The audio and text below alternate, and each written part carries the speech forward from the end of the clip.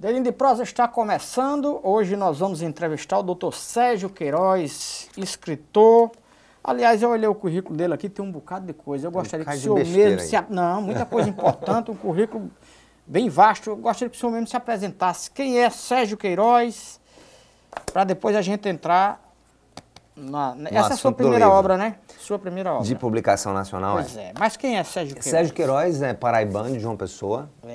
Nasci aqui na maternidade Cândida Vargas e sou, como filho dessa terra, fui criado aqui, né? A minha primeira formação foi em engenharia civil, depois fiz engenharia de segurança no trabalho e nesse período assumi um cargo de auditor do trabalho, né? Auditor fiscal do trabalho. Lá fiquei até 2000, quando terminei direito e passei no concurso de procurador da Fazenda Nacional, que exerço desde 2000. Comecei na Bahia, depois em Pernambuco, estou aqui desde 2002. E, paralelamente, enveredei para essa área também da teologia e da filosofia, né? Fiz mestrado em filosofia, mestrado em teologia. E hoje eu exerço essa função pública de procurador da Fazenda Nacional e, ao mesmo tempo, sou o presidente do projeto Cidade Viva, aqui em João Pessoa, que completou agora 11 anos e parece que foi ontem, né? Mas há pouco tempo nós recebemos um título de utilidade pública municipal, depois estadual, depois federal, e a gente está fazendo esses trabalhos aí. Vamos aqui por etapas. Vamos falar do livro Gloriosas Ruínas, o Caminho Bíblico para a Restauração. O que é que tem aqui dentro desse livro? Qual é o conteúdo dele?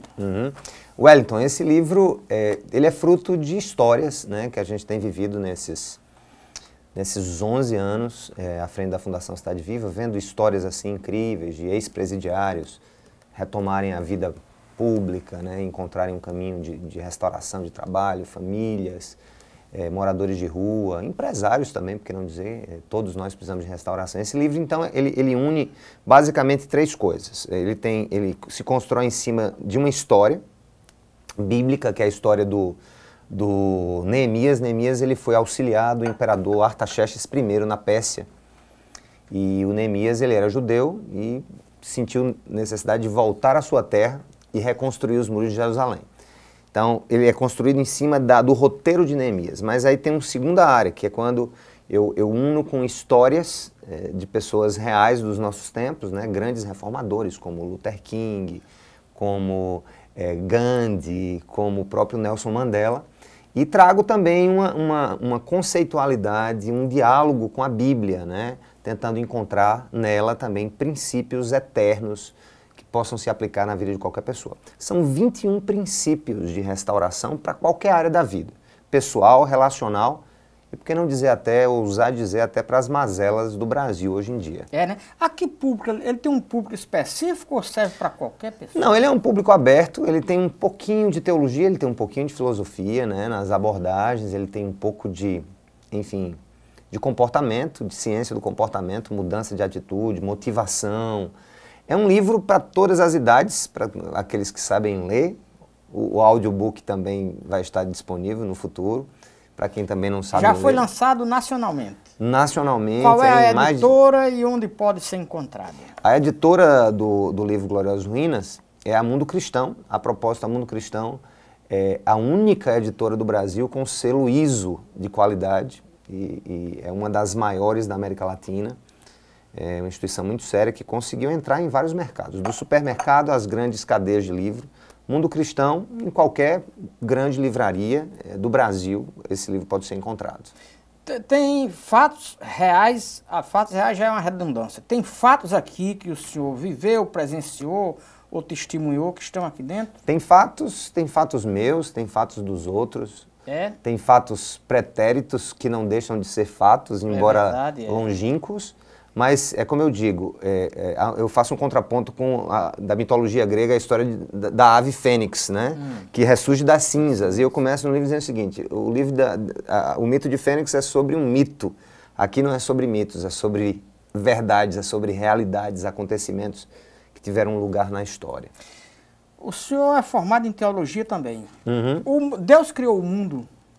Creio que sim, eu creio no Criador. Aí eu quero lhe fazer uma pergunta de provocação. Por que não está dando certo a criação de Deus? Está guerra, dificuldade, a gente não tem um mundo confortável. Deus errou nessa obra, não? Não. O grande problema é que Deus deu ao ser humano a mesma habilidade de amar que ele tem. Mas o homem resolveu odiar o homem e, como diz o filósofo Thomas Hobbes, tornou-se o lobo do próprio homem. Se você me perguntar qual é o problema do mundo, eu diria, o problema do mundo é o homem. É? E onde nós vamos passar? Bom, se o problema do mundo é o homem, onde é que nós vamos parar? Chegamos ao fim da linha? Eu creio, a partir da revelação, que há um plano macro que está sendo desenvolvido nos bastidores da história e que talvez não esteja sendo percebido pela humanidade. Eu creio que o Deus que criou um mundo perfeito e que o próprio homem, por ser feito como ele, resolveu destruí-lo, por ter livre-arbítrio, ele tem um plano de redenção e restauração. Aí entra todo o drama do pensamento cristão, em que Jesus ele é muito mais, para mim, muito mais que um Marte, muito mais que um cara a ser imitado, um revolucionário. Todo mundo quer ser Jesus. Guevara se inspira em Jesus, Gandhi se inspira em Jesus, mas Jesus tem um papel fundamental nessa história toda, é quando ele diz que eu estou restaurando todas as coisas, né? Eu creio que o evento Calvário, lá em Jerusalém, há 2000 anos, ele tem um efeito de transformação para a eternidade, para o porvir, que embora a gente não consiga enxergar em totalidade, já pode sentir os primeiros sinais quando alguém estende a mão, por exemplo, nesse mundo tão tenebroso, quando alguém estende a mão para o outro. O senhor naturalmente acredita que Jesus ainda volta? Creio. Não é? Creio. Tá certo. Então, a minha entrevista ela é sempre de provocar. Eu sou católico e acredito em Deus. E eu gosto demais de provocação. Acredito em o filósofo gosta da provocação. Lógico. Né? Supomos que Jesus chegue agora na Terra. Quem vai acreditar que ele é Jesus? Bem, eu costumo dizer que, antes de mais nada, talvez o último lugar que Jesus apareceria hoje na Terra seria numa igreja. Né? Porque ele era um homem da periferia, ele era um homem que andava com os pobres, ele era um homem que andava no meio de pecadores. A igreja tornou-se, em muitos sentidos, em muitas circunstâncias, né, uma gaiola de santos. Também concordo. Né? Então, ele certamente não seria, muito possivelmente não seria visto em algum púlpito, ele seria visto em alguma favela, em algum presídio, como era a vida dele no passado. O senhor é pastor? Também. E faz esse trabalho, o senhor sai do púlpito e vai para a favela. O trabalho da Cidade Viva, ele é eminentemente externo. Em primeiro lugar, nós não chamamos o lugar que nós nos reunimos de templo, porque creio que templo somos nós. Deus estará onde estiverem seus pés e as suas mãos. Os seus pés e as suas mãos somos nós.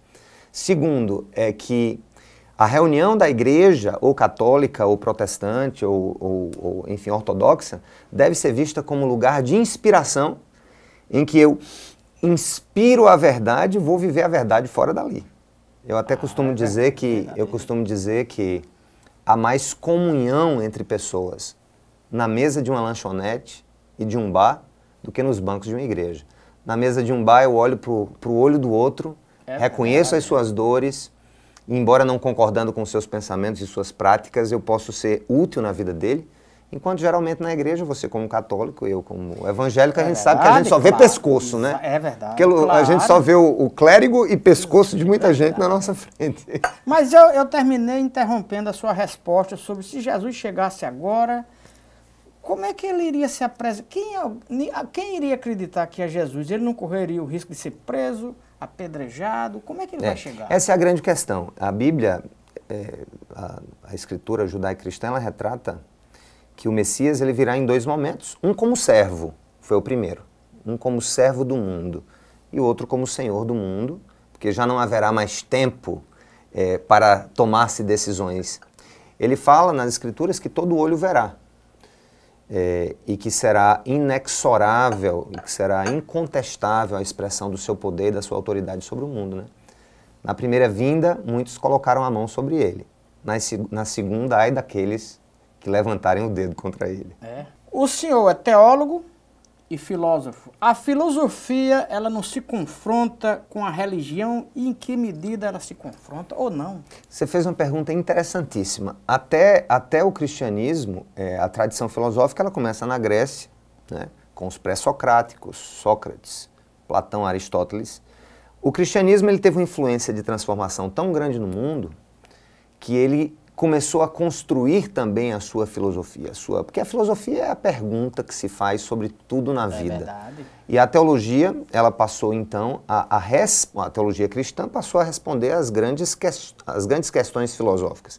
Então a gente vê Santo Agostinho, ali na Idade Antiga, passando por todo o período da Idade Média, a gente vê a influência de São Tomás de Aquino. Então até aquele período, posso dizer que do início do cristianismo, não do início, a partir do século IV, talvez, 2, 3, 4, até a modernidade, a filosofia e a teologia andavam lado a lado, a ponto de se dizer que nesse tempo a teologia, ou melhor, a filosofia era uma serva da teologia. Com o movimento do iluminismo, da modernidade, há uma primeira ruptura ali entre teologia e filosofia, mas os filósofos, na grande maioria, os modernos, né, Hobbes, Locke, o próprio Kant, eles eram homens que mantinham no coração o ideário cristão, embora desejassem apenas pelo tribunal da razão chegar às mesmas conclusões que a teologia oferecia pela revelação. Agora, essa ruptura que você está dizendo, e que é real hoje mesmo, depois da modernidade, especialmente na pós-modernidade, o que a gente vê é uma tentativa não só de um desprendimento completo de teologia e filosofia, mas, em muitas situações, uma verdadeira tentativa de demérito ou de alguns de achincalhar não só a teologia cristã, esquecendo-se dos séculos, né, de pensamento filosófico cristão. O senhor é pastor evangélico e citou aí 2 santos. Eu queria saber, o senhor acredita em santo, mas o senhor vai responder daqui a pouco, que a gente vai fazer um breve intervalo e volta já.